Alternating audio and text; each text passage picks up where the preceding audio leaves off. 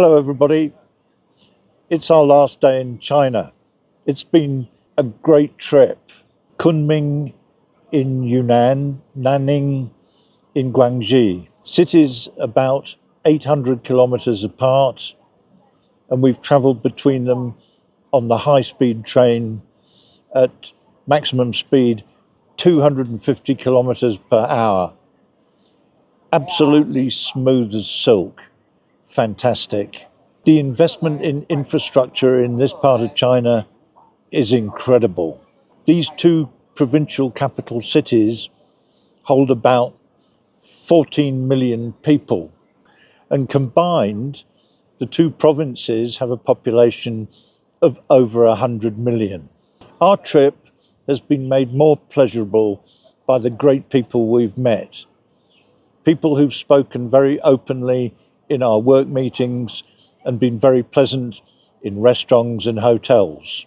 It's been great to work here, great food, nice accommodation, everything. The weather's been fantastic and we've felt very safe.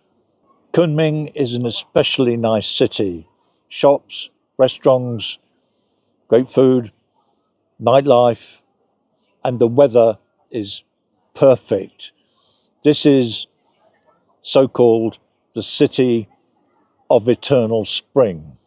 But enough of extolling China and the great trip that we've had. I want to focus on one aspect which has wider implications. E-connectivity, connection through the Wi-Fi for almost every aspect of life here.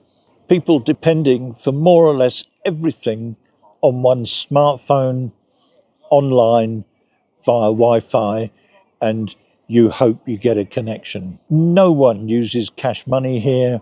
Everything is paid for online, and if you produce a banknote, everybody laughs. You find food, goods and services, hotels, cars to ride in, everything is online. You pay for everything online. Absent a Wi-Fi connection, you're lost, and if you're unlucky, you might even starve to death. I'm joking, of course. But one effect of this is anxiety about your connection to the internet. How do you pay? How do you get a ride? How do you pay for the hotel? What happens if you find that your battery is dead or the connection to the Wi-Fi has simply vanished? And in a restaurant, you're likely to find that the menu is online. So there's no hard copy menu to share with the person that you're with. And you have to squint at your smartphone to figure out what's available. And of course, you have to order it online and you hope again that you've got a connection.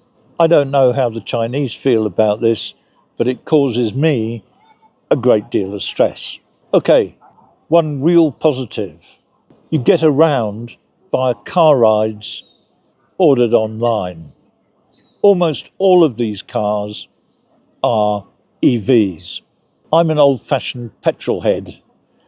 I actually prefer a manual gear change. But even so, the EVs here are impressive. I must say, the impact on the city environment is incredible. There's an absence of noise pollution and the air is much cleaner than one expects or gets in Bangkok, for example. China's EV model is based on electricity from coal-fired power stations and a very competitive, large-scale car manufacturing industry.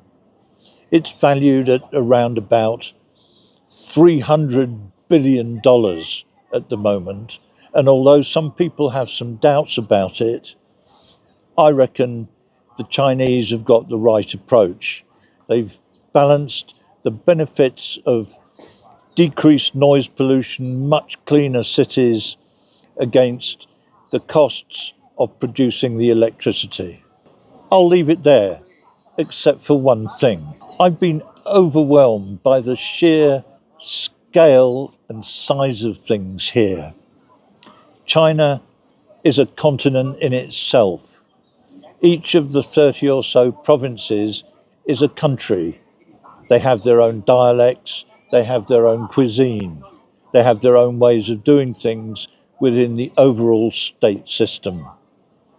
So, the takeaway is, if you're going to talk about China, don't generalize, focus on the province where you happen to be or where your business is. That's it from now, from a lovely day in Quartermaine. See you next time in Bangkok.